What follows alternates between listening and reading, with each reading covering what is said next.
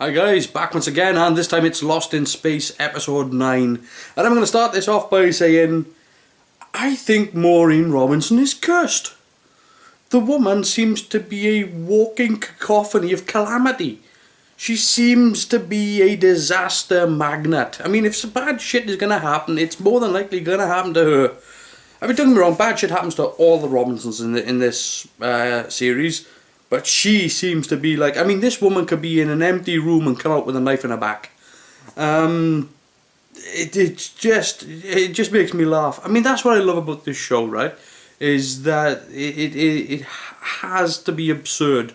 And either people are going to get on board with this show and go, right then, okay, yeah, just absorb it and go with it. Or there's going to be resistance there and people are going, this is just shit. And I can understand that. But, I mean, I'm just having a whale of a time with this show. I've been into episode 9 now, which is, you know, we're building up to the finale now. So this is going to be sort of the slower paced episode as we build. And we're going to get some resolution here to this before we head into the big finale. We've got alternative fuels in this story as well. And of course, alternative fuels being discovered by Will Robinson. Of course it was discovered by Will Robinson. Why would a scientist discover this when you've got this 11-year-old boy in his bedroom with a baseball? You know, and again, that's what I love about this show. Of course it was Will that discovered the alternative fuel. That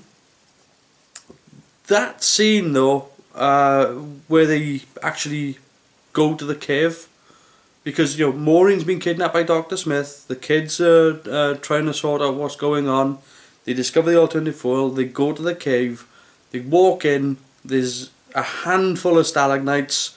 And the scientist goes, oh, this will be more than enough fuel to fill up all the Jupiters. No, it won't. Oh, I'm sorry to tell you this, but I'm no expert. But I can tell you that there's not enough fuel in there to do one. Never mind all of them.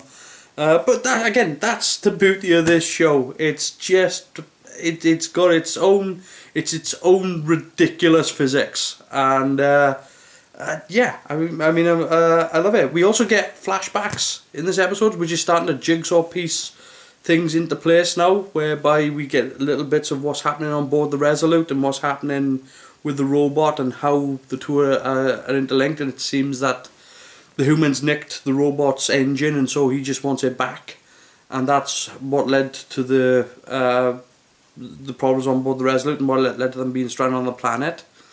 So obviously the robot is actually not, they've painted it in such a way that the robot is not really morally wrong in what it did. It was just trying to get back or defend itself as well. So yeah, those flashbacks were okay. The one bit that stood out to me though was the bit where they were all by this door and they're all putting their hands on the door. And it didn't stand out to me because of it was a dramatic scene. There was a point where they were putting their hands on the door and I just thought to myself, how much do you want to bet that hair is CGI? It just jumped out at me, like, you know, they could have probably had one of those Tesla coils and just put their hand on it to make their hair. But how much do you want to bet that they actually CG'd in that? I'll give good money for that. We got a scene then between Will and Vic the Dick, who was, again, this was a good little scene, you know, because Vic gets a dressing down from an 11-year-old boy. It's brilliant. But the best part was that as he was giving him the dressing down, it was like, Vic, you have to say something here, or otherwise you're not a proper douchebag. And just as Will is about to finish talking, Vic says something like, well, he's dead, but we got to keep everybody else alive. And it was just like, yes, I hate you, you scummy piece of crap. It was brilliant, love it, absolutely love it. It's exactly what the character should be. We've got Dr. Smith and Maureen at the ship, and again, there's stuff in this show which just makes you go, why? Like, why is Maureen doing anything Dr. Smith wants her to do? Why? Like, it's Parker Posey, right? She weighs as much as a wet paper bag. Like, she wasn't armed. You know, she has got a knife, but it's somewhere in a bum bag somewhere. And just push her over, kick her, double axe handle her.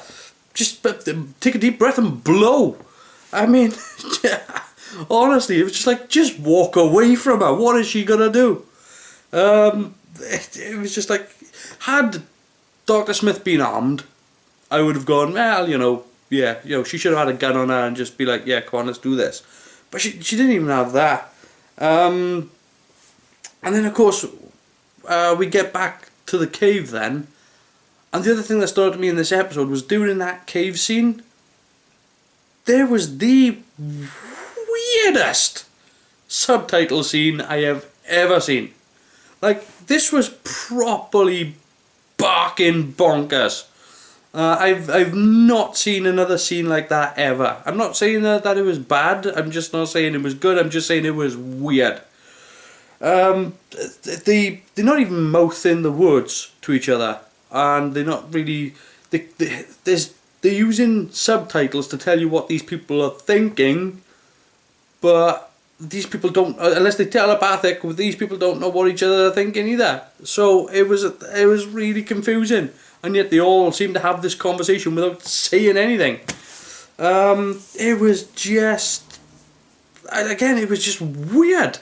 Absolutely weird. It was like, oh, okay, fair enough, they're going to go with that. And of course, they've all got to keep quiet because of these creatures that are living inside the cave, that if you make a loud noise, guess what happens? You'll wake them up. And then I knew it was coming. It didn't surprise me, not with this show, but they were going to riff on Alien and Ripley. And wouldn't you know it, that's exactly what they did. You've got this alien pterodactyl bat, a batadactyl, that is, getting closer and closer and closer to Perry, and then opens its mouth and lets out that. It was just... This episode was a slower paced episode. There was less stuff in it. There was more exposition. It was good for laying out all the stuff and jigsawing everything together, so we got a better understanding of what went on and what's going on with the story. And it was good for setting up for the finale. And of course, the final shot that we get in this is that the robot's all back together and is now obeying Dr. Smith. So, yeah, this was this was exposition heavy and actually filling in the blanks, but overall I would say it was a pretty smooth episode. And that's what I thought of episode 9 of Lost in Space. See you later, guys.